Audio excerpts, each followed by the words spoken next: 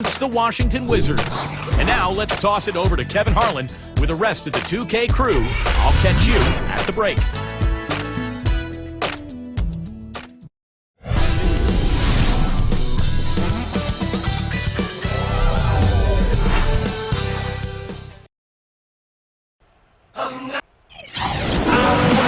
Hello, basketball fans. You've got...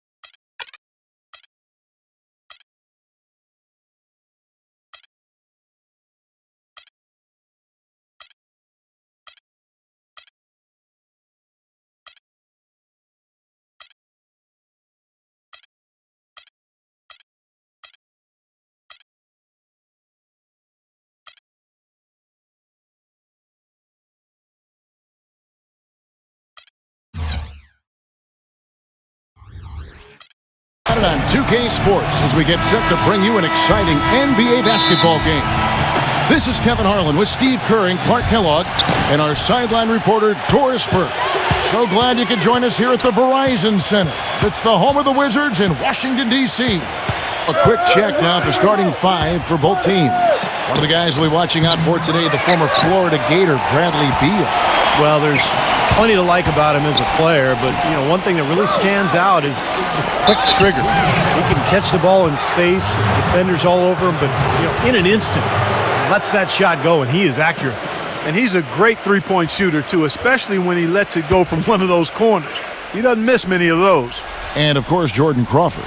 They will definitely miss his contributions. And as shocked as people are that they would trade away a player of his caliber, Kevin, they didn't just let him go for nothing. They got a lot in return.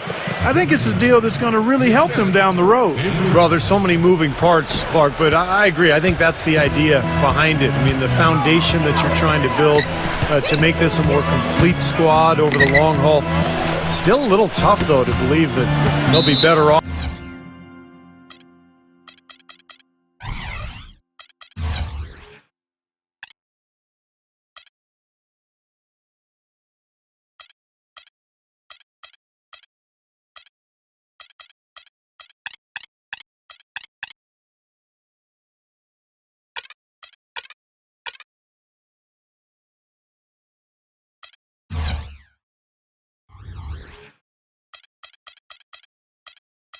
Without him, though, he was a heck of a player.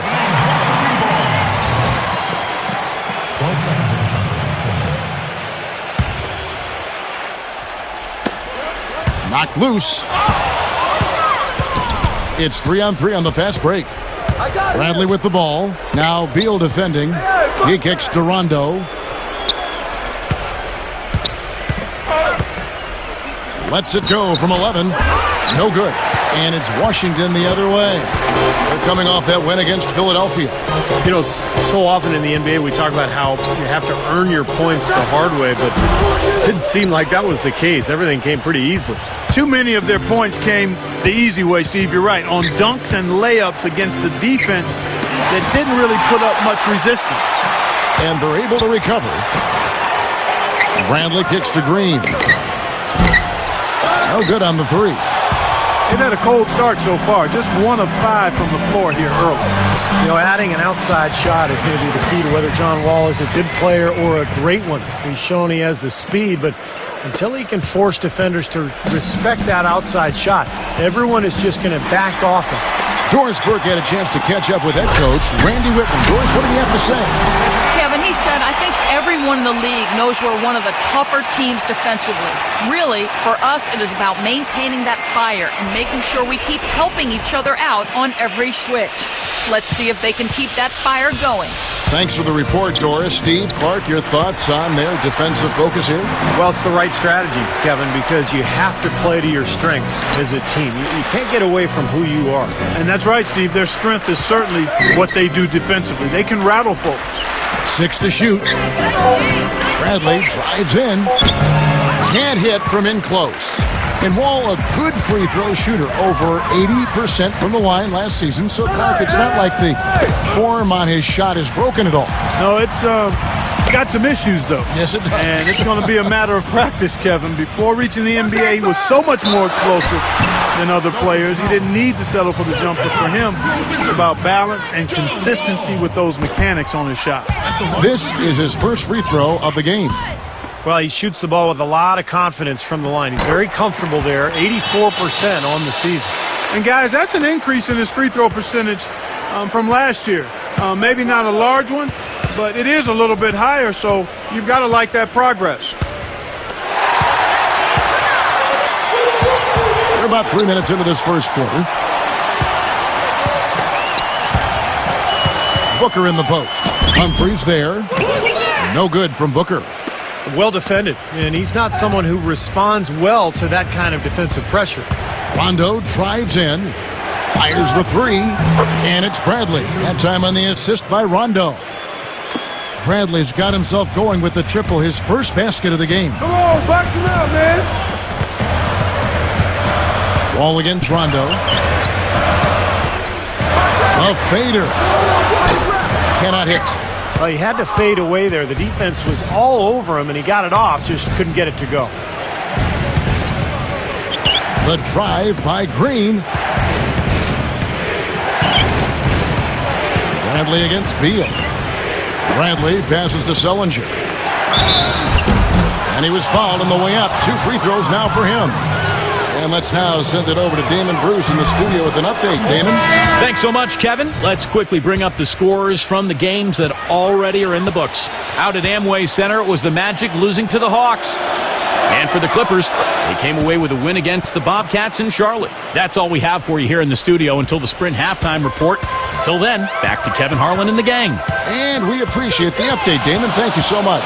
It's interesting, you know, guys, the games take on a little bit of a different feel when we reach this time of the year. And not that the early season games don't mean anything, but now teams really know who they are and where they need to be by season's end.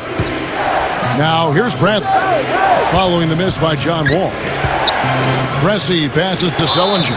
And there's the whistle, fouled hard on the shot. He'll go to the line. You know, we saw the promise last season of Jared Sullinger, a wide body with a really high basketball IQ, just very skilled as a passer and a low-post scorer. And for Jared Sullinger, he may have slipped in the draft, but a great situation, Clark, a lot of people feel for him in Boston. Could not agree more. I tell you, playing alongside Kevin Garnett, played for Doc Rivers in his first year. I mean, you're going to learn a lot from those two about how to play in the NBA. I think he's ahead of his years as far as his basketball acumen. He's what we call an old head. Really has a nice understanding of the game.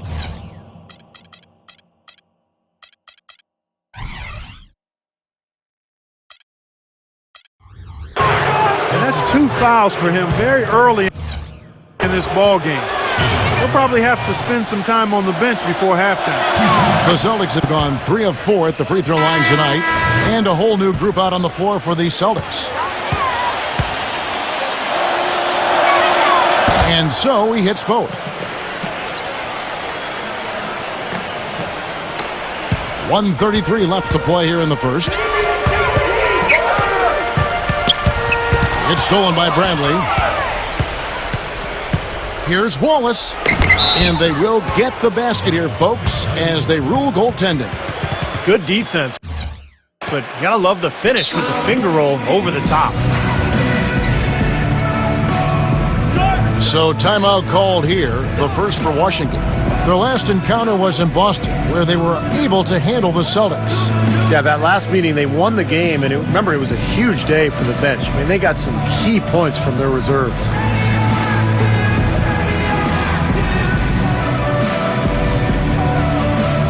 Washington making some changes. Gortat's checked in for Porter. Hall comes in for Garrett Temple. And Trevor Ariza has subbed in for Webster. Out of bounds, Wizards ball as Washington keeps possession. Let's check out the Eastern Conference standings now that we're in the new year. You look at Washington. They're fourth in the conference and looking to make a move the latter part of the season. And, of course, the Boston Celtics, 7.5 games behind.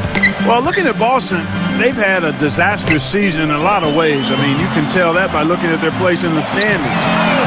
It's been ugly for them. I don't know how this happened, guys. I really don't. This is a team that had plenty of talent. I think people genuinely thought it was a playoff club. But, boy, once things started to go wrong, man, they just went straight south. So it's Boston now, following the three-pointer by John Wall. Back to Wallace. Outside Bradley. Shot clock at 6. Kicks it to Bass. It's rebounded by John Wall.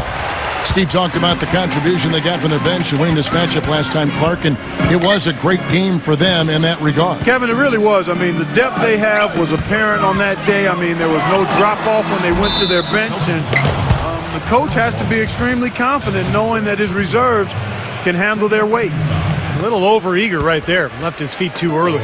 And if you're already boxed out, you got to try to work to get around. Otherwise, it's a surefire foul. Unfortunately, that's been the result for him over and over, guys. He just cannot find the bottom of the basket. Bradley passes to Pressey. Back to Bradley. The feed now to Olynyk. Shot from 16. No good.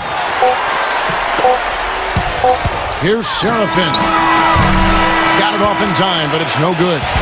And that concludes the first quarter of play.